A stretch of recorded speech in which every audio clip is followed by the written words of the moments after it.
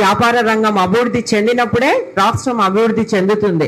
మన కూటమి ప్రభుత్వం అధికారంలోకి వచ్చిన తర్వాత దీంట్లో వ్యాపార రంగంలో లేఅవుట్లలో ఎన్నో సవరణలు తీసుకొని రావడం జరిగింది.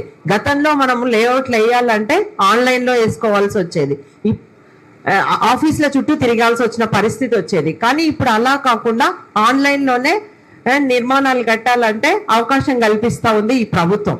అలాగా ఈ ప్రభుత్వం వచ్చిన తర్వాత ముఖ్యంగా మా పాణ్యం నియోజకవర్గంలో ఓర్వకల్లులో ఇండస్ట్రియల్ హబ్గా చేసి ఎన్నో పరిశ్రమలు వస్తూ ఉన్నాయి. ముఖ్యంగా మనకు టీజీ భరత్ గారు మన జిల్లా వాసులు ఈ శాఖ భారీ పరిశ్రమల శాఖ మంత్రిగా కొనసాగడం నిజంగా మనందరం చేసుకున్న అదృష్టంగా భావిస్తా ఉన్నా నేను.